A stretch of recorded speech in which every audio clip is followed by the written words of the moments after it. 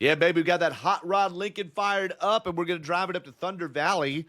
Devin and I will be in caravan or such. We'll both be on the scene at Bristol. So we're going to preview the weekend. Stories we're following there, and a lot to unpack leaving, well, not Missouri, actually Illinois, but Gateway, including, will anybody get above the cut line? Also, the Xfinity Series playoffs start this weekend, and the trucks will also be in midst of their round one. A lot to sift through here, including some silly season news on 5 to go. Come on, jump in. It is episode 330, right? I think it is. Episode 330. Devin's got the counter on the wall over there. 330 episodes of 5 to go. We're quickly approaching the New York Jets franchise number of wins, I believe. No, I'm just kidding. But welcome to the show. I have no idea how much they've won. Just picking on Dev's football team. I am Doug Fireball Turnbull from the announcing team at Performance Racing Network, ready to jump in with my crew. It's been since the Echo Park Speedway race in Atlanta that I've gotten to announce a PRN, and we'll be in full force with trucks action on the NASCAR Radio Network and also Xfinity Series Friday night, Cup Series on Saturday night here at Bristol Motor Speedway. We're ready to do it on 5 to go. I'm also with the traffic team at 11 to Live News of Rachel Cox-Rosen, AJC Gridlock Guy, and I'm wanted in a few states, probably. I actually don't know. I haven't checked it. So welcome to the show. We got a lot to get into today here. Fortunately, we don't have a lot of lawsuit stuff to digest this week, although NASCAR did basically the injunction that the teams ruled to become chartered, that the injunction the teams wanted to become charter teams again was denied, but NASCAR made enough concessions that the judge denied it, which is the teams aren't going to have anything happen to their charters until after the trial. That's basically, without getting too much into it. So we don't have to unpack that today. A compromise, legally at least, was reached for now until the trial in December. So it's all on track stuff for the most part anyway this week, as we're going to talk tires, track position, strategy, and what the Hendrick, WTH, from Gateway. So I'm joined on the line here. First off, he is decked in the Bristol print. All right, old school rules. We would love to see some old school Bristol racing there. He is our roving racing journo, our super racing fanalist. He's got the thumb on the pulse of the Gen Z fan base, even if they didn't ask for his thumb to be there. Devin Kupka, how you doing, man? I am doing good. It is Bristol week. It's a great week because Bristol is just so much fun to go to. I know it sounds so basic, but that's all I have to say. It's Bristol, baby. That's all you got to say when it comes to Bristol week.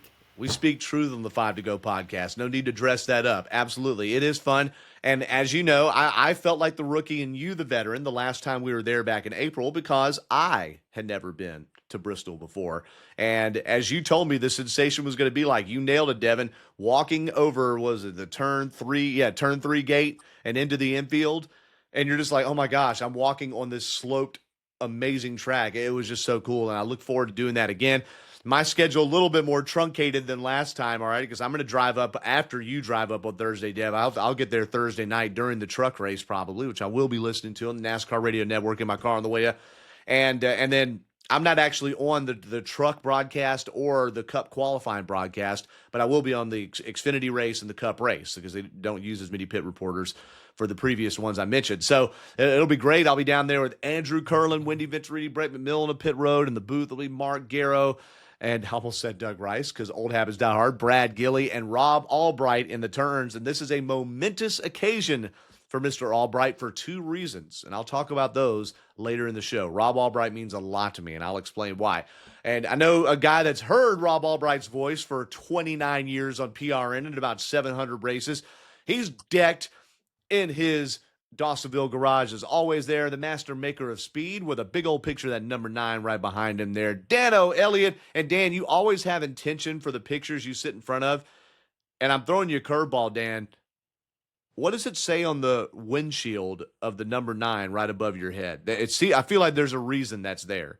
Yeah, that was when we all got hurt out at Riverside, and it was a get well to the crew. Okay. And, to the ones that got hurt the worst, and that was on the windshield of the car. And that's actually I'll show that picture in coming up in some next episodes. But it's a panoramic, and it's actually a panoramic of the entire line of qualifiers for the Atlanta race. And when I went to have that thing framed, they wanted to cut it in half and do 2 pictures, and I said no way. I said there's no way I'm going to cut this photograph. And No. and framed it as one photo. But it's panoramic, shows a lot of the cars at the front. Can't see the ones at the back, but it's still, to me, it's just so unique that no matter who sees it, they're how did you get a print that big? How did you? And just had such good friends that took photos, and they did some things that I really had no idea. They were good at what they did. We were good at what we did. So it worked out well. But because of them, I've got some neat photographs that are like a lot of other people that went to the races.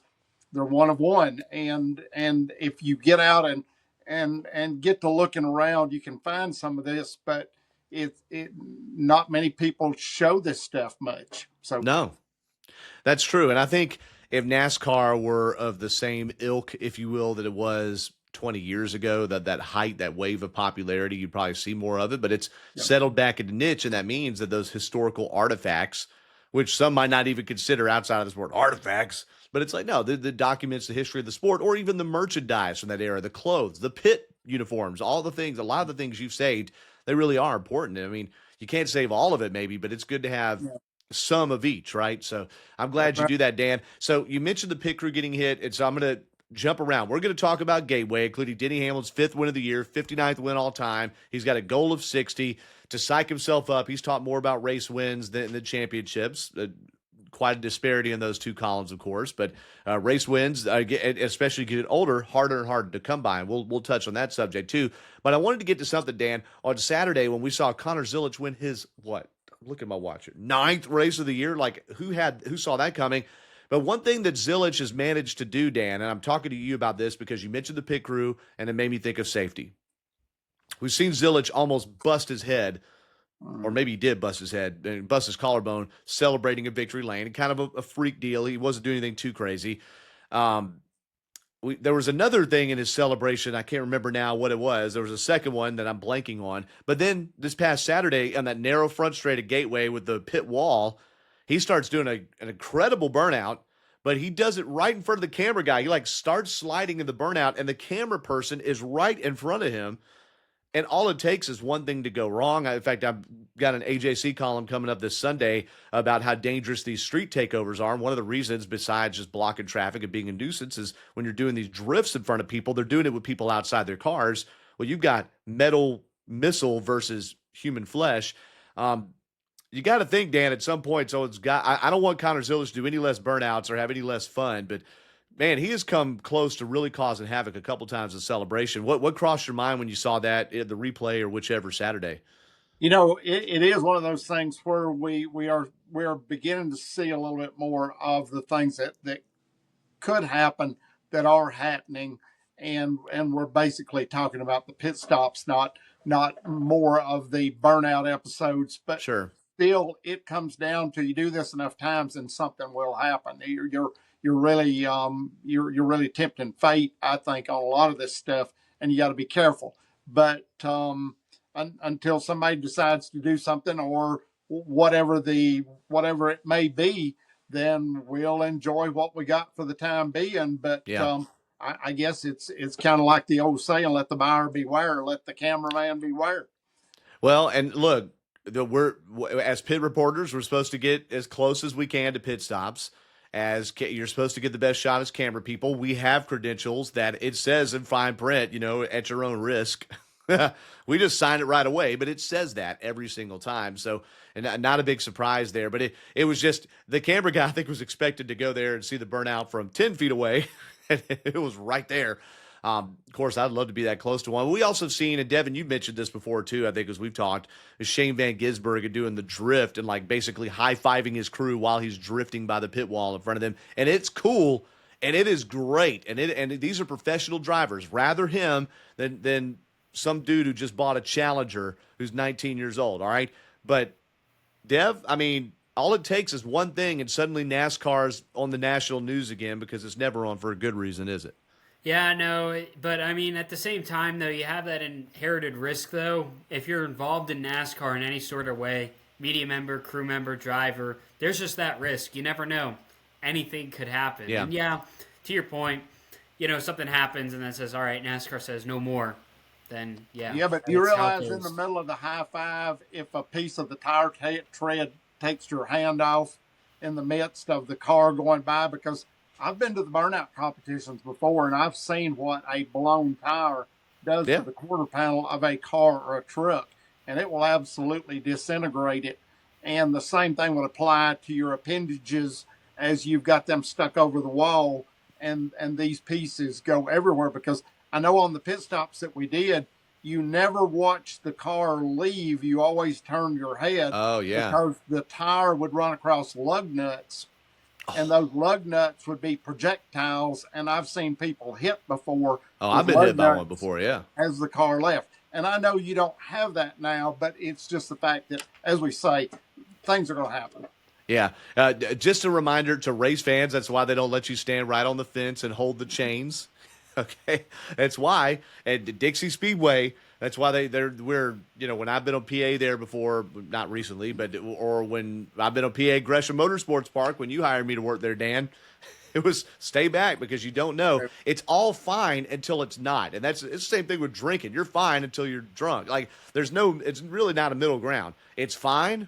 We're watching the cars go by, but then a piece of something comes off, and then you have issues there. So just a reminder, whether it's any sporting event really, but especially racing, to be extra careful. That we weren't trying to start off on like a hall monitor situation here, but I just thought about that because there's something about those Trackhouse celebrations too. With the Chastain with the melon, SVG with the rugby kick, Suarez, outgoing Trackhouse driver, with the pinata, and now Zilich. I don't know if he has a touchstone yet, but it seems to be watch out. But I'm sure he'll get talked down just a little bit. And I'm glad drivers can still stand on their doors, by the way. Come on. Listen, I'm glad they didn't get rid of that. Now, on to the race. Denny Hamlin, come on. This was supposed to be the Penske race, right? Joey Logano is going to thunder back out of obscurity, out of mediocrity after winning Texas in May and then basically never showing up to the racetrack since. He was going to win Gateway, right? Well, no. Oh, well, certainly Ryan Blaney, who'd done Nashville, ran really well several other places and had that crazy Daytona fit. No. Austin Cindric, who won it on a fluke last year, but was running second when the fluke happened. No. Christopher Bell, Dominator, a year ago. No, and he was and we're not getting into it, but he got quite animated on his radio and even after the race to the media about not executing and not liking the pit strategy. So no. And in the end, it's old dependable. I love people whose names begin with DE, like Devin Kupka, like Den Elliott. Wait. And like Denny Hamlin, who becomes the winner of this race. 5th win of the season, just like we all predicted, 44, 43 years old, whatever, and leads 75 laps in doing so. So it wasn't just some fluke win. And he does so over Chase Briscoe, finished second. Chase Briscoe overcame some kind of horrendous pit stop, unlike the 48 team of Alex Bowman could overcome, to still finish second. Chase Elliott, who only led 4 laps, but he kind of snuck in there and finished third. And Blaney and Logano did finish 4th and 5th to wit. And that's a good harbinger of things to come at Phoenix. The rest of the top 10, before we get to you guys' thoughts about it, just like we all predicted, John Hunter Nemechek. Come on, he's a solid top 10 every week, it seems like. Now, no, he finished 6th after having just a underdog kind of a race at Darlington and doing similarly. Then I mentioned Christopher Bell in 7th, another Toyota, the 5th in the top 10, Bubba Wallace in 8th, Chris Buescher in 9th, and actually the 5th top Toyota in the top 2 would be Ty Gibbs in 10th. So I ran down the top 10, and there are varying results for playoff drivers. Josh Berry, another last place-ish kind of finish there after contact from Chase Elliott that Elliott was very apologetic about, and a rare, frankly, show of that from him. He's usually pretty stone-faced on things. But, Dan, I wanted to come to you about not just your biggest take of the race, but something that seemed to get glossed over in the postscripts about it, and that's how important strategy was in this thing. So what point do you think the strategy pendulum swung in the 11 team of Hamlin's favor? I think the pendulum for strategy swung just as soon as you had the first car that took 2 tires on a stop instead of 4. And that set the precedent, because I don't know who that might be or who it was, but they talked about that. The first stop, somebody else had done them, and they noticed that the tire or the fall off of the lap speeds wasn't near as bad as they thought it was going to be. 2 tires compared to getting 4 tires. So that set the strategy for a lot of people that were mired back, and you didn't have to go far back to be mired in traffic. But once you got mired in it, whether you were in fifth, sixth, eighth, or 10th, all of that group was together, and you could not get your way out of that. You couldn't go anywhere. That seems to be a continuing problem with the car. There was a lot of good racing at different times in there, and even the big incident that got analyzed more than the finish, which was Kyle Larson washing up the track there into Ryan Blaney. One analysis I heard of that is it was in Austin Cindric, in fact, Blaney's teammate, was on Door Bumper Clear, the Dirty Mo Media podcast this week, and he talked about it. He's like, look, we go out there and we race the dog food out of each other for lap after lap after lap, and it takes so much effort to even pass in one position because it's so hard in the dirty air that you really have to get a run on someone to make that pass. And I think that was after lap after lap after lap of just pressure. That Kyle Larson finally was like, okay, I'm going to send it in there. I think I got him this time. And he washed up the track, and Blaney, he was as high up about as you could go in the groove there, and he got spun out. Afterwards, they talked about it. Blaney was not happy, but they didn't fight or anything. But it makes me think there's going to be something in the bank account there from YRB, whether it's Bristol or someone else, maybe cutting Larson a break when he needs it, not so much flat out wrecking him because Blaney's not that kind of driver. All right, Devin, for you, what was – look, your boy, Denny Hamlin, win to victory lane, 5th win of the year.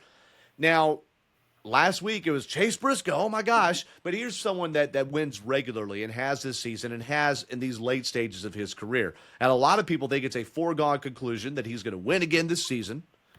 That 60 wins, his big goal to tie Kevin Harvick, or 61 to break Kevin Harvick and be 10th all-time on the all-time list, I believe, is a foregone conclusion. But I seem to remember one of your favorite drivers, Devin, Kevin Harvick, squeezing off those 2 wins in 2022, and the streak is over. He's back, baby. And he never won again for a whole year and a half. Now, I don't see that here. Stewart-Haas Racing versus Joe Gibbs, a totally different deal. Just wanted to throw that out there to say, Devin, what did you think of Denny's win? And he said, hey, get on the bandwagon or get run over by it. He was talking about winning more races, not the championship. What do you think about Hamlin's heel swag, if you will? Well, he says jump on the bandwagon. I'm still waiting for that bandwagon, like every year, for it to fall apart by the end of the come end of the season, because year in and year out we see with Hamlin that he might have a really good season. He's shown that multiple years in the past, but he just has struggled to put it all together in the end when it comes down to the championship race. And yes, nowadays, he said it on the podcast, it's just so randomized nowadays with the playoff format. But Toyota, Denny Hamlin and his teammates are getting hot at the right moment. Chase Briscoe, 2nd place at Gateway on Sunday. So they're getting hot at the right time. They just got to put it together when the rubber meets the road, I guess you could say, especially in the round of 8 and then come to Phoenix, where that's been a Ford-dominated track the past couple of years. It certainly has. And that the past couple of years going all the way back to the beginning of the Gen 7 era, 2022, and Logano – it went Blaney, Logano in terms of champions, although Ross Chastain was the winner of that 2023 race, not Ryan Blaney. We so easily forget. Now, I wanted to go to another point. We left Darlington, Dan Elliott, and you pay keen attention to Hendrick. You just do. It's hard not to, frankly, but you pay attention. And I think with your nephew Chase's affiliation there, Bill had affiliations there through different stages, especially the latter stage of his career. You've been keen to how that operation runs. And do they have better feelings after Gateway than after they had at Darlington? Because the results were mixed. Larson only ended up 12th, but he led 52 laps. Chase Elliott ended up 3rd, but wasn't really a factor to win per se. Alex Bowman, bad pit stop, finished outside the top 25. William Byron inside the top 15, but not heard of. So do you think, you said last week on the show, folks, go back and listen to episode 329, the competition meeting at Hendrick after Darlington must have been a fire show. Do you think that whatever happened back there in that Chad Knaus-led competition group set the fire it needed to going to the Gateway Arch? I think here is the double-edged sword I think that you're dealing with, because I'll bet the meeting for some was a butt burner or come to Jesus meeting, whatever you want to call it. But as I said to you, we are in a deal here where the crew knows everyone there knows the pressure. And we talked about a little bit of this at the first in our pre-meeting about Yeah. the Bowman pit stop and what I thought about it. Well, it's one of those things where you're doing the same thing you've done all year long. And now things are going wrong that you cannot, even for the life of you, figure out how or where this is coming from. And those meetings can do one of two things. They can either fire you up and get you going. And this is what I said about the race at Darlington when we won the million. It did more for my self-confidence than anything that I have ever done. And that was leading up to it and probably a lot since. But 2 weekends and 2 bad pit stops, what do you think this does for your confidence? You're already sure. Yeah, you're already thinking we've got to, and the only thing you've got to do is just take a breath, settle in, and do the same things you know how to do and have done, and it'll be okay. But the fact is that you cannot suffer through 2 bad races and think that you're going to be a champion contender at the end of these 9 races. You won't be. And competition is so strong. So we saw this settle out. What I thought about the meetings, I'll tell you after Bristol what I think more, but I would say that they set the pressure. I set the bar extremely high on pressure to these pit crews of what they need to do and how they need to perform, which you can do what you want to do, but you can also pressurize your people as well as you can calm them and get them going and things happen. But they look like in this pit stop, after they didn't get the tire on, dropped the jack, and it was like, okay, the whole momentum was upset at that particular point. And you're talking about the bad pit stop that the 48 team had this past Sunday, correct? That is correct. I'll tell you what makes you feel worse is when you're on a team inside the playoffs pit crew and you get swapped out with basically one of the practice or feeder teams. And Yep. From what I learned in our PRN production meeting today, everybody but the fueler was switched out from the 77 and the 48 pit crews. So Spire Motorsports has Hendrick pit crews, and they could swap members mid-race if they need to. That's the deal. So basically, those 48 guys are now on Carson Hocevar's team, and then the 77 crew is now the 48, with the exception of the fuelers. So that's what happened. You had 2 bad races, and Bowman was already an outside chance to advance just based on not running up front a lot. But he also was very consistent for a while, and you would have thought at least get to the round of 12, right? Last year, he scooted into the round of 8 until the weight issue at Roval, right? And Joey Logano advanced instead. So certainly disappointing, but anything can happen. And if he goes out and strategy, maybe it's a tire kind of race, and who knows, strategy could happen and Bowman could still advance, right, with a different pit crew. But yeah, the Hendrick teams seem to have more speed, if you will. I know they're all fast, but they seem to have more speed at Gateway. Bristol, let's remind you, absolutely clobbered, dominated, decimated by Kyle Larson in the spring. 411 laps led, and he nearly lapped the field in the Xfinity race the day before. Here we go. He led 52 laps at Gateway Sunday. He had not led double-digit laps but one time, Indianapolis, since his Kansas win in May. All right? Now, Gateway, again, shorter track. It's easier to lead double-digit laps, but he had more speed than he had before. And really kind of astonishing kind of drought there for Kyle Larson. So we'll see if he turned it around. If Hendrick certainly has, Bristol will be more of a track you definitely could expect more out of him. Now, with all that being said about the playoffs, Devin, before we get deeper into some other things, there are 4 drivers below the cut line. I'm going to read that out really quickly, and I want to ask you about it, Dev. Austin Dillon, minus 11. Shane Van Gisbergen, minus 15 points. Alex Bowman, as mentioned, minus 35. 2 bad races in a row there for him. And Josh Berry, minus 45. 2 crashes, basically 2 DNFs, although the Darlington race, he got back out and ran some laps. SVG was doing okay, Dev, but he sped on pit road, got involved in some incidents, really tripped over himself, and has more than mortgaged away the advantage he had with those 4 wins from the road course races this season.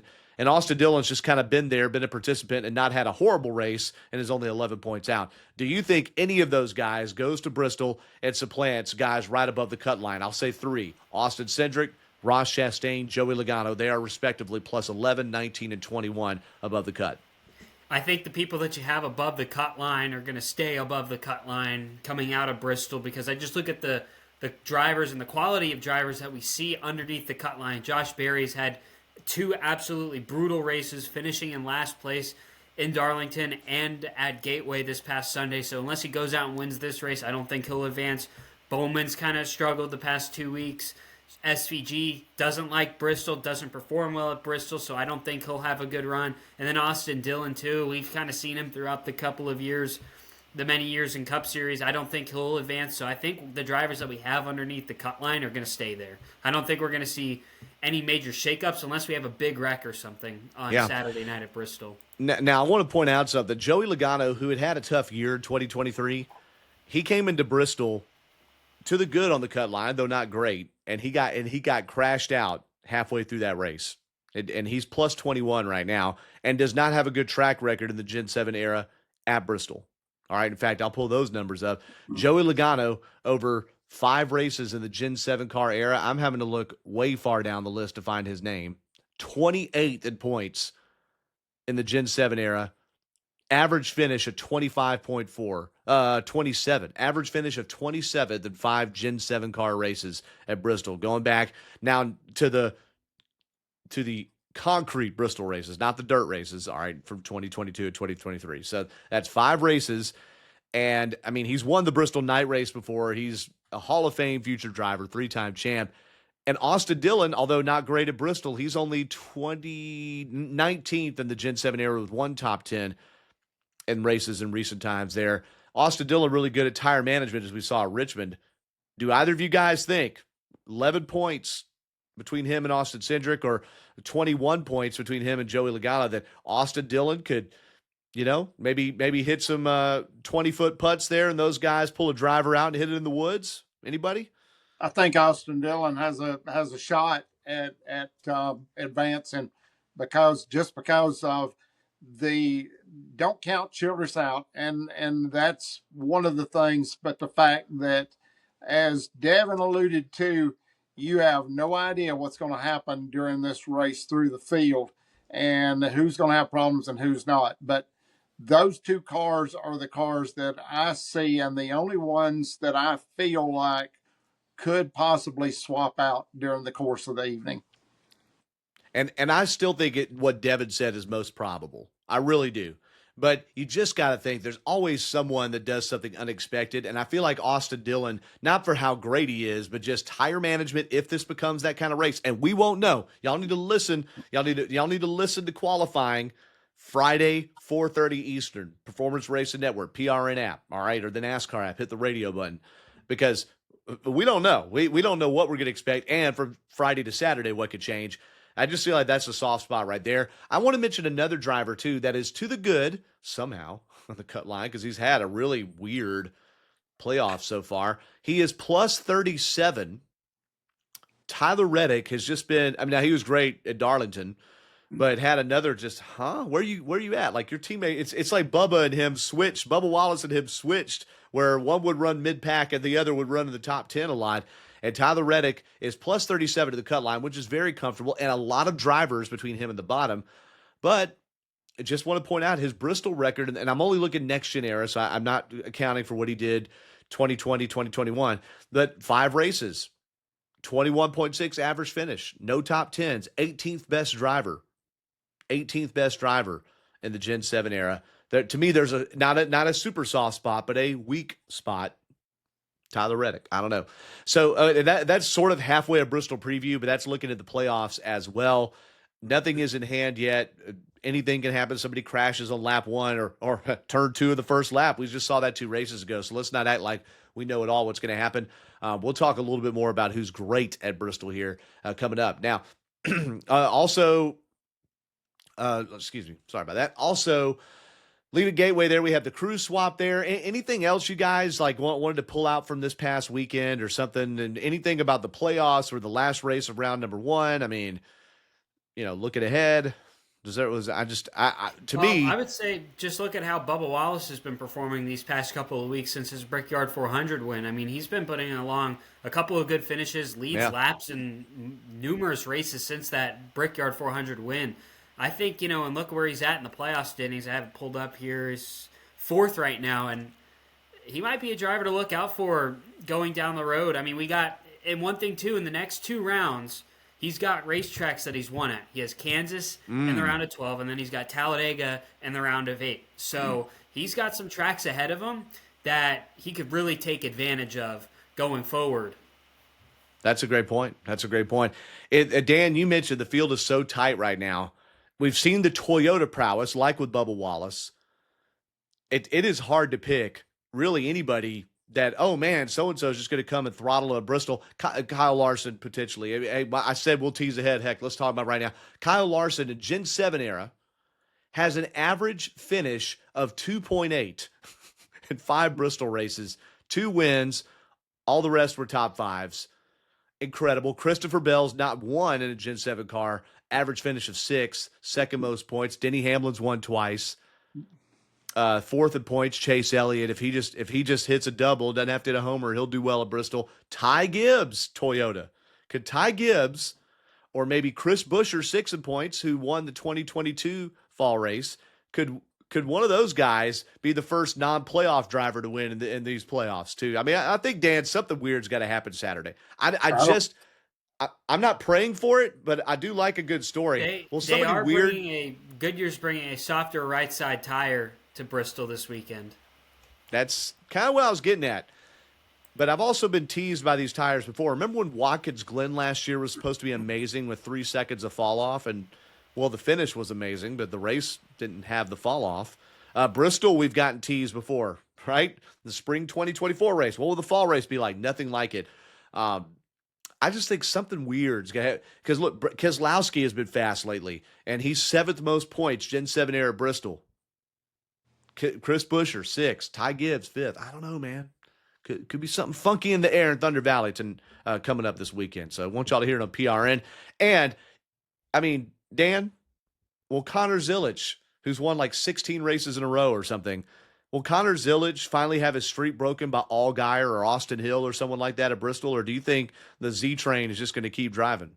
I hadn't paid attention to it very much, but you've got to understand that the organization that he drives for and the abilities and expertise he's showing is going to be hard to beat, but there is going to come a time that this is going to slow down some. So I see that I think Bristol might be the thing because one thing I was going to say, not changing the subject, but one thing I was going to say was pay close attention because you'd said pay attention to qualifying at Bristol. I think that's the key to going to Bristol, and how you unload, how you practice, how you qualify is going to be very indicative of what you're going to see, whether it be Hendrick, whether it be Penske, whoever is confident that they've got the setup under them and is just what's the word here? Very laid back and not nervous about starting in the middle of the pack or toward the rear of the pack. The start is going to be one of those things that settles your nerves and gets you down to hitting your marks during the race and the confidence you're going to need to put it together at the end of the night. Yeah, I think it's got to be a perfect weekend, and we've seen that. Although Briscoe didn't necessarily have a perfect race on Sunday back at Gateway, it's so much speed right there, they were able to put it up front. I do think passing is going to be hard again. Dev, you and I are both going to be in the ground at Bristol. Now, I'll do my best, especially during qualifying, to try to help you get some videos and such, because I'm not on the qualifying broadcast, all right, for PRN. But you're going to be doing the heavy load like you often do for 5 to go at the racetrack. What are some stories you're watching when we get in the driver bullpens or the pre and post race things? What kind of questions are you looking to ask? Are you looking ahead to 2026 at all, or anything about the schedule, the playoffs, the antitrust case? I mean, do you have any kind of storylines you're trying to whip up over there? It's kind of funny. I feel like the last couple of races at Bristol, the biggest storyline will be practice, I think. Okay. Because that's normally where we get the gist of this tire fall off. We had in the spring race this year, we saw tire fall off during practice, similar to what we had in the previous year's Food City 500 at Bristol.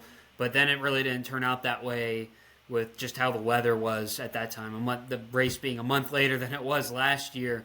I think that'll be the biggest thing. Is going to be the tire management, because the sentiment I see online a lot about Bristol now is that the racing hasn't been good there in the next gen era, and I think you can make an argument that it really hasn't been, but that's due to the short track package and all of that, and just the car not racing great there. We did have that one good race last year, but I think that'll be the biggest one, is that to see how the Cup race goes, especially with bringing a softer right side tire. So I think the biggest topic of conversation this Bristol weekend is going to be how is the Cup race. I think that's what it's going to be.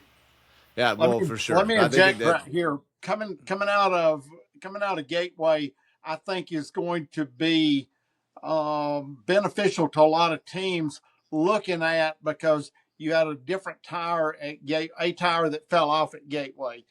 So you go into Bristol and you're supposed to have the same thing. I think that these teams will formulate as they did at Gateway, and you may be able to formulate it a little bit earlier, knowing what you learned at Gateway, carrying forward to Bristol on your tire fall off and what you're going to be able to do. And you can at least formulate a early strategy that, depending on what the tire does, we do this. And if the tire does this, we do this. So you've got more options, I think, to come up with different strategies. And this is where I feel like that the teams that qualify further back, that are under more pressure to what do we do to race better, to make ourselves better under race trim, race conditions, is they get a little further behind, where the ones that are comfortable with the setup they've got will carry that momentum and be able to do more with it when the night's done. Yeah, well, what you do on the day before seems to really more than ever influence, not by the adjustments, but by the track position, how your race goes. Hey, one last postscript there, leaving the Gateway race. Truck Series was off. Xfinity Series wrapped up their regular season. Connor Zilic winning the regular season championship. He's won 7 of the last 8 races, 9 races overall, just 7 of the last 8. That is like Kyle Busch Truck Series level domination. And I don't think anybody could be more dominant this year than Corey Heim in trucks. And here's Zilic in a very competitive Xfinity Series doing just that. Zilic won that race, leading 121 of 160 laps over William Sawalich. And I watched the end of this race. Boy, Sawalich and Eckes in particular were on kill. They had to win to get into the playoffs, and they made some daggum moves in a very syncopated into that race with a lot of cautions. But they in the end, the fastest car and the best driver won it out. Brandon Jones was 4th, and Jesse Love was 5th. The only playoff spot in jeopardy on points was Harrison Burton versus his cousin Jeb. Both of them had issues in the race, but Jeb actually crashed out, and so Jeb in the 27 car for Jordan Anderson Racing did not make the playoffs, which I saw the point made afterwards, and this is big, all right? How much is Jeb Burton ticked off about Talladega ending under caution for Connor Zilic and losing that race back in April? That's the difference between making the playoffs or not. And then you think about all the few little points you left on the table here and there. He's had a lot of tumult this year, and Jeb Burton now is just going to have to try to finish out the season. Hey, try to get a win like everybody else. Okay, some other topics to talk about here really fast before we wrap up. Looking ahead to Bristol, of course. Just a couple other news things. Word is that Sammy Smith's returning to Junior Motorsports in the 8 car. He got infamous earlier this year for the whole Martinsville scenario, but he's also won, so that's helped. We talked about the Bowman crew switch there, and then Haas factory team. Big story was going out of business last year. They rebranded as HFT this year, and they switched to Chevrolet coming up. There was a big deal made about them being a Roush-affiliated team, being like another Roush team. But their time with Ford is over after, and Dan remembers the big deal that was made when Stewart-Haas Racing switched from Chevy to Ford in 2017. That was monumental. That change happened. Follow the money. So now they're switching to Chevrolet, and they're becoming Hendrick affiliated, much like Stewart-Haas Racing was when it began, and how Haas CNC Racing was back in its days through the early 2000s. So, Devin, did you have a Haas manufacturer switch? on your bingo card? And are you surprised, second question, that Sam Mayer, Sheldon Creed, and Cole Custer are all returning to their respective rides in Xfinity and Cup? I would say when it comes to manufacturer switch, I did not have that on my bingo card, at least for this year. Just where HFT is nowadays compared to where they were 5 years ago, it's a completely different landscape to where they're towards the top of the totem pole at Ford now, where they're probably the last team, the second to last team there with Ford Performance. Or now, actually, they just rebranded to Ford Racing. But yeah, I would imagine that HFT, they should have. I feel like they were going to be one of the teams that waited for Dodge to come to the Cup Series. You're going to definitely have colleagues switch to Dodge when Dodge inevitably comes up. Yeah. I was thinking HFT is probably going to be a team that switches over because it'll be, I feel like, more beneficial to them than being, say, Toyota, Chevrolet, or even Ford, because I don't know how this necessarily benefits them in any way, and I feel like it's just a lateral move, just going from Ford to Chevy, because I feel like the placement in the pipeline or the totem pole is going to be pretty much the same. And I'm not saying that, Ford was giving them the short end of the stick, but at the moment, until Dodge comes up, I feel like it was just best off for them to stay at Ford till Dodge comes instead of going to Chevrolet now. Yeah, you're getting HMS support, but you got Spire Motorsports that's in that similar deal as well. And where are you at? I just don't see how it's really going to improve anything. Yeah, Chevy's got key partners in Hendrick and Trackhouse, and I assume RCR would be considered. And then you've got Colleague, which I know is moving on, Spire, and now there are always more bow ties than there are blue ovals and whatever you call Toyota's symbol, circle T thing. What is that called? Do you know, Dan? What's the Toyota symbol I know called? what it's called. When you factor this in, when you go to Daytona in February, you're going to see how it factors in.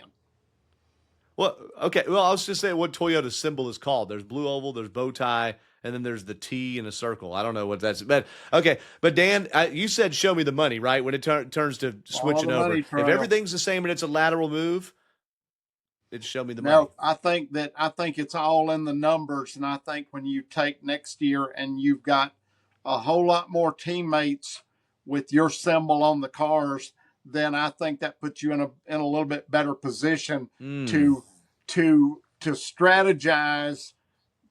Even long before you go to Daytona, you've got a strategy in hand, and if that line is all Chevrolet that's behind you, then I feel like I'm a lot more confident that I'm going to have somebody going with me if I pull out a line than I do if I've got the oval on my car and pull out a line.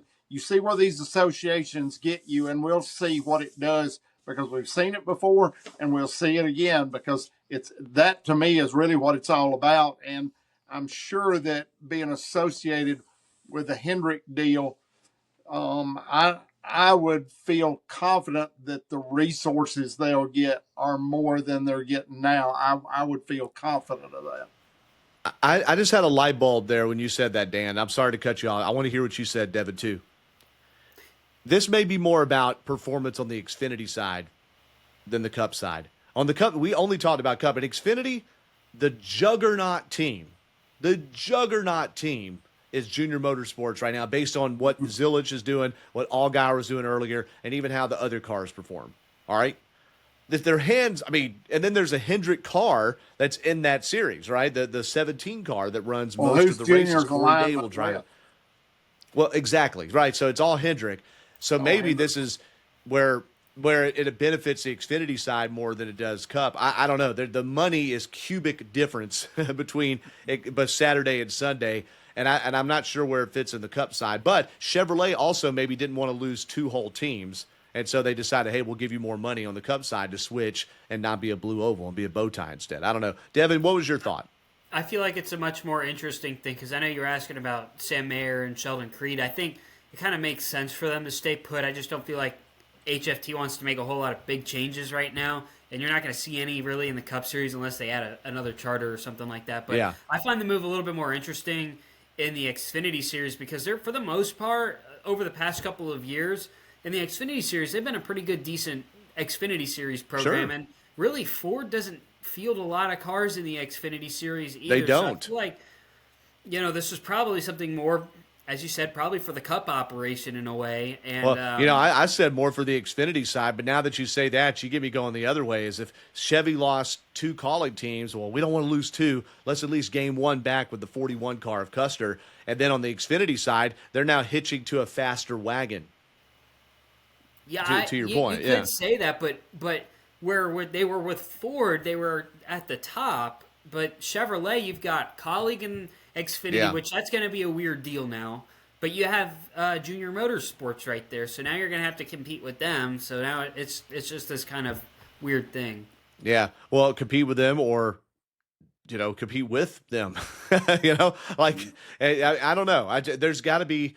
I'll be interested to see where the money trail is and what Ford does. Ford should have a presence in the second tier series, and Haas factory team was it. Now you got the RSS team, Ryan Shane Sieg Racing team, RSS Racing, and Ryan Sieg does run pretty well. But then after that, you really don't have a lot of Ford candidates. Hey, I mean, well, I don't know. Could another of the Chevy non-key partner teams maybe get some money from Ford? The Harrison Burton team, that's AM Racing. They're a Ford team. And remember, they had Haley Diga driving last year, had some Ford money behind them. I don't know what the case is this year. Or could a Alpha Prime or a team on that level, Jordan Anderson, maybe get some slim ducats to go to Ford? I don't know. We don't know any of that, but it's interesting to talk about because we don't speculate or analyze enough what these mid-level Xfinity and truck teams do. And keep in mind, on the truck side, speaking of manufacturers, 5 Dodges at minimum are entering the truck series, Rams. And that will be Kaulig, not to mention if Ram picks off another team. And what if Chevy or Ford, probably not Toyota, if Chevy or Ford get somebody picked off there, ThorSport, or maybe not ThorSport because they want to be the key partner Ford team. What if there's more of a presence with Ram with that? And let's not forget Spire Motorsports. Okay. All right. Do they want to still be a second tier kind of Hendrick team, or will Ram give them an option like Kaulig has? And of course, Kaulig, I think, is going to be the lead dog. So we don't know. We're just thinking out loud here. We didn't talk about this before the show. A couple other things to look at too going into this weekend here, really, before we start kind of wrapping this thing up here. All right. We've got, so the ARCA Menards East Series Championship is Thursday, 5:30. Sam Mayer won that in 2020 by winning the Bristol race, by the way. Or no, he won. He ran well and won that championship, and then ran the truck race right after it. 16 years old and won the truck race for GMS Racing. Think back, 2020, and that COVID fog that happened. So Isaac Kitzmiller has a 19-point lead. He's a rookie in ARCA Menards East. We haven't talked once about that series all year. It is far less relevant than it used to be, just considering where the money is, and say with the ARCA Series too. Truck Series Racing, that's ARCA East. That's the super regional one. Truck Series Racing is 8 p.m. FS1 on Thursday night. Xfinity Series, I believe, is 7:30 on the CW and also on PRN. And then, of course, Cup Series, 7:30 Saturday night. So Friday, Saturday, I mean, your days are booked. You can go to jski.com or wherever, find out when the different practices are all stuff. Trucks will be practicing as soon as I hit the road from Atlanta. All right. Then there's no radio coverage of that. So it's kind of weird to see them on this early, but they'll be doing that. And keep in mind for the Roval coming up, and the only reason I know is because I'll be there, the Truck Series race for Roval weekend, first time trucks are racing the Roval, 3 or so p.m. Friday, because there's no lights in the infield part. So let's hope that doesn't get Although they're going to have the Xfinity race a little bit later this year at the Roval, so there's been talks about doing a night race at Charlotte at the Roval for a little while now. And they've done it with the IMSA cars. Remember, they did it with the IMSA cars, and I remember messaging with Andy Lally, a Georgia driver who's in that race, and he was like, yeah, that was tough to see in the infield. And, of course, the race in 2020 that was pouring rain that went into the night for the Xfinity Series, they couldn't see, so... Yeah. Do you remember I think it was the historic stock car. They had that thing there last year. They had a morning race, and then they had a night race there that I stayed after a little bit after the Xfinity race last year. And those are old stock cars, and they don't have headlights on them, so they were able to race around there last year. But those aren't really racing, right? They're great. Not really racing, but, I mean, you're still having to go through the corners. And if you remember the 2020 Xfinity Series Roval race when that historic race with all the rain and all that. I remember that race. Yeah, I got it. Pretty dark there, and They were able to run the infield. They have, but they were able to run it, but they didn't prefer it. It wasn't great. That's that. So No, now I'm thinking about this out done. loud. And does FS1 show a lot of Friday night football games though for college football? I think they do. I bet money, and so I'm not saying this with authority. I'm just betting that something on FS1's either MLB or college football schedule is part of the reason that truck race is running earlier, not just the night thing. But yeah, the original plan was to have the truck race as a night race at the Roval. That's what I heard around this time last year. Okay, interesting. That was the original plan. I'd be there for it, but I won't be there for it. I will be there for it, actually. I will be there for it. I'm thinking about Bristol. Okay, all right. So this weekend, packed full of racing. Hope y'all tune in. Any other thoughts about any stories in the community before we wrap up on 5 to Go, boys? Now, how about we've seen Chase Elliott and the tire debris. I knew we were last forgetting week something at Darlington, and then the Wait, track house explain cars it. driving through the grass, all trying to make weight post race. Well, is And that I think- for sure what they were doing, or is that what they're speculated to have been doing?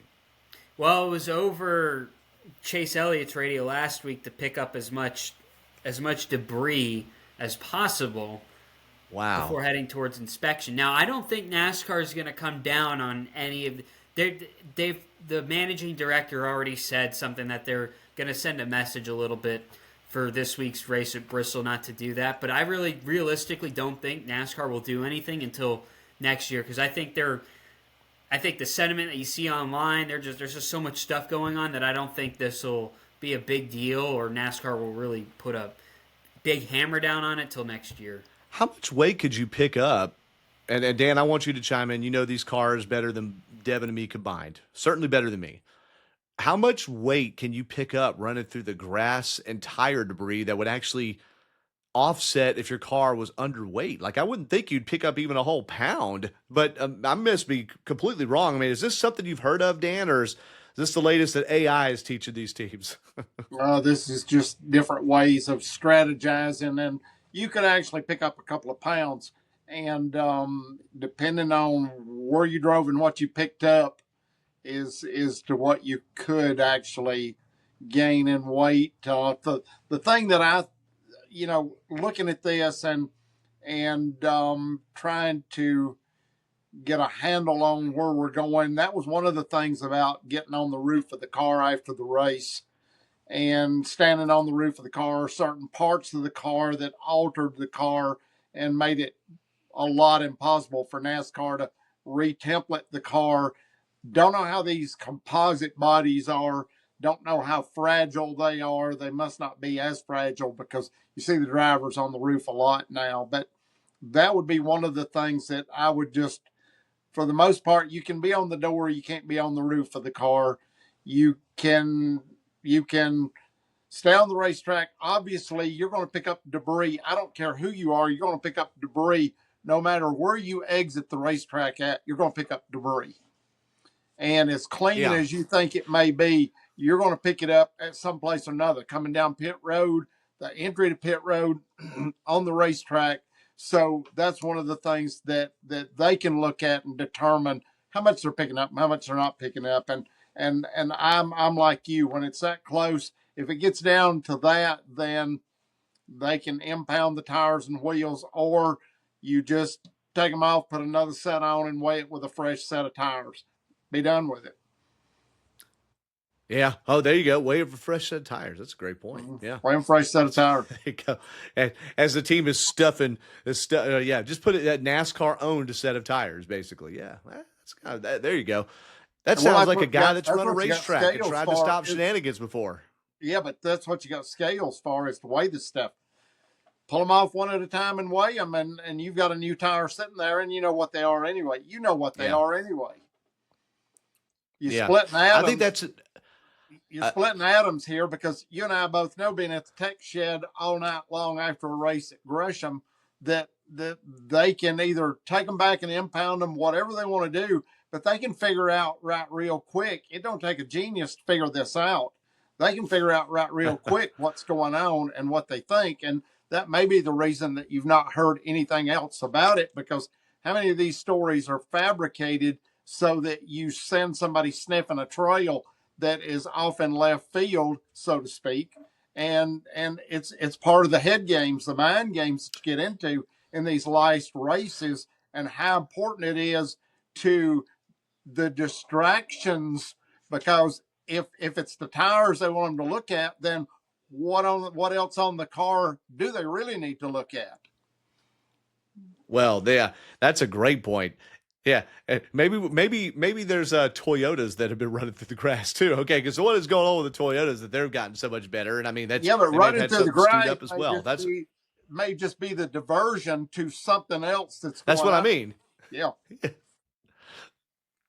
That's a great point. And I've heard, for instance, Cole Pern in some interview talk about, and I've heard multiple crew chiefs who do now with all these podcasts, you get all these long form interviews. Multiple crew chiefs say, "Hey, we go through inspection with like 13 things that are a little questionable, hoping they catch 5 of them." Yep.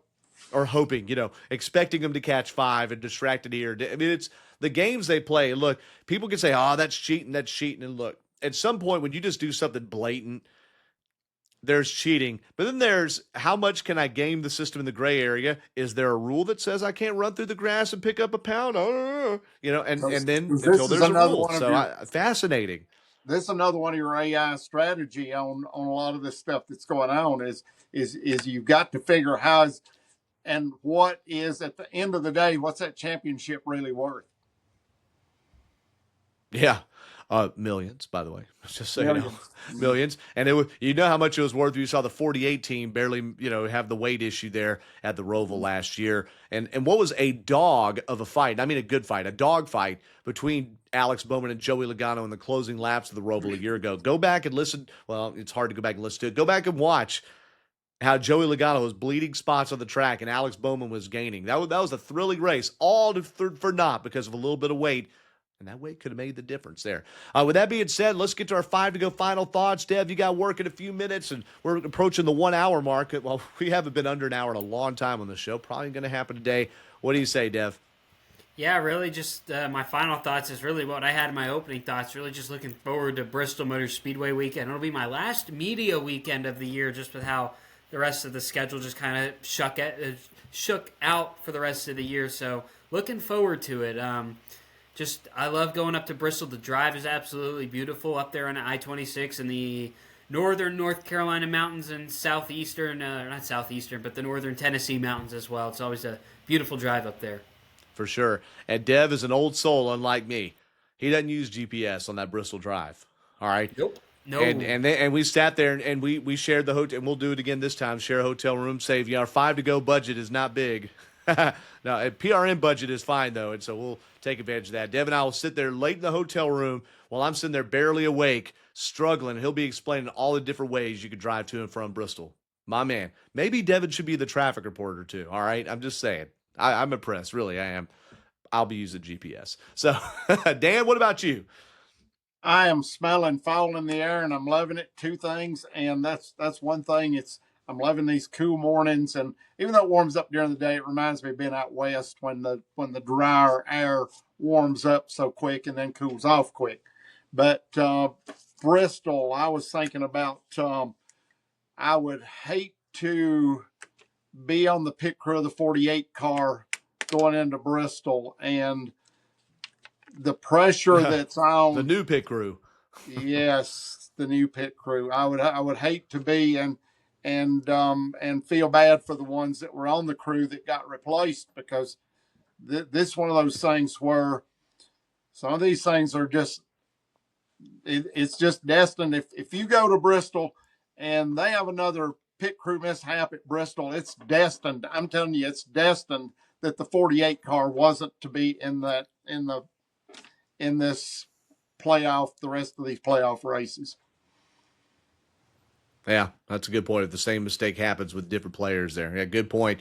A lot of pressure there at Bristol. So I'm gonna talk about a different kind of pressure. All right. And it's not pressure on anybody that's in the race. But first off, the pressure is on Rob Albright, ladies and gentlemen. I learned today in our Performance Racing Network production meeting. Well, I learned maybe a week ago or so that it was going to be Rob's last race. 29 years PRN. About 700 races, he thinks. And Rob, not only on PRN, but he's been a pit spotter, basically, or a pit producer for NBC Sports in the races he's not been on PRN. A lot of times he's done a lot of those races. He was a PR person for Johnny Benson and a manager for Johnny Benson back in the day, back in Johnny's heyday in the Cup Series, or maybe even before his heyday in the Cup Series. Just a storied history in the sport, and he's been a familiar voice, and not a traditional radio voice, too, kind of a higher register voice, but a wealth, a fount of knowledge, so analytical, but more importantly in all of that, is a man of God and someone who is just absolutely cares about people, prays for strangers talking to him, and it's his last race at Bristol. He had 7 races this year, was already kind of tapering down his schedule. Rob's in his early 70s. He and his wife moved to Virginia, so actually kind of closer to this Bristol race, to help with his son-in-law's Christian camp that he runs. And so traveling to races is getting tougher, and just, hey, you're in your 70s. At some point, you want to slow down. So that's why that's happening. But Rob, talk about pressure. He got called by Bristol Motor Speedway president Jerry Caldwell this week. He said, hey, can you do me a favor? Sure. What do you need, Jerry? I'd like you to do the invocation Saturday night. So Rob is going to get to open up Thunder Valley Coliseum in prayer for Saturday night's race before taking his perch above it and calling his final race on PRN. Now, Doug Rice got and rightfully so, got a season-long goodbye. Not everybody's going to get that because not everybody's Doug Rice, but Rob Albright's a heck of a guy. And one more story about him, about why he's particularly special to me. When I was going through the toughest time of my life 7 years ago, going through divorce, and we were riding in a golf cart together, and they were taking him out to a turn, and they just asked me if I could fill in, I think, on a qualifying broadcast at Atlanta because Doug had a back issue. And I was like, yeah, I can do that. Sure. Go to the booth. And I'm riding up there with Rob. And Rob says, hey, man, he just turns to me. And we had talked before, but not much. And he goes, how can I pray for you? Is anything going on with you? And I was like, at that point in your life, you almost made a mistake if you asked me what was going on. And I told him, as brief as I could on a golf cart ride, what was happening in my life. And we have been really tight ever since. And he cared and he listened. And it turns out he's a marriage counselor. And he had been through the same thing in his life, too. So that means a lot to me that he spent that time. And over the years, he's been very wise and give me rides at the racetrack. I go to races. I usually ride other people's rental cars, that kind of thing, save them some money. And I appreciate those times with Rob Albright, and I'm going to miss those times with him. So cheers to you, Rob. I'm looking forward to listening as much as I am, well, more than I am talking on Saturday and Friday night. You are the man. God bless you. Devin, Dan, y'all are great too, and I look forward to doing many more of these podcasts with you. Devin, we're going to have a big weekend in Bristol, and we're going to Cheddar's to celebrate Rob's career right before the Saturday race. That's going to be big. 2 thumbs up from Dev, and I'm sure all 3 of us will end up meeting where, Dan? What's about to open in front of the Hall of Fame?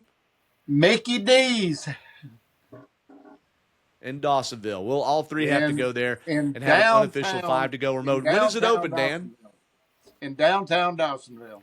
And when does it open? Do you know when that grand opening is? Is Ronald McDonald? Nope, but I'll probably be the first one at the window. Okay. Maybe we go there around the grand opening and have an unofficial 5 to go listener party for. We're up to 2 listeners now, by the way. Hey, breaking news, by the way. Meta sent me something, and 2 5 to go posts we had made us $13. So, hey, that'll pay for our McDonald's meal. That'll almost pay for one of our McDonald's meals. So, McDonald's, if you're listening, respond right here. We would love to have you on. It's a 5 to go. I didn't make that up. That is literally true. I just saw that today. Or Doug, $13. If you're listening and you're a podcast counselor, call us. Yeah, counselor. No kidding. Yeah, did I make too much of a downer at the end of the show? Yeah, podcast counselor.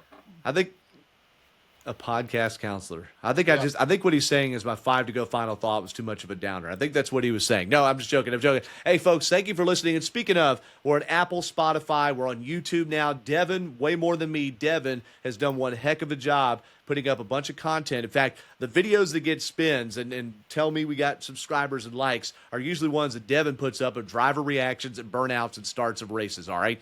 But we're going to get a lot of great, I'm sure, one-on-one, but certainly exclusive driver content in Bristol. So again, 5 to go podcast Facebook page, 5 to go podcast on YouTube. Devin and I gas us up on the show socials, which I know is not good, but we'll be there. Get some of Devin's aura on the socials, okay? Some of that Dev aura. Dan, he lurks on his burner Facebook account. Go find him, and we're glad you were here. So for Devin and Dan, I'm Doug. We'll see you after Thunder Valley. Thank you so much for listening to the 5 to Go podcast. Oh, yeah, and check it out on GoPRN.com. Cheers, Rob Albright.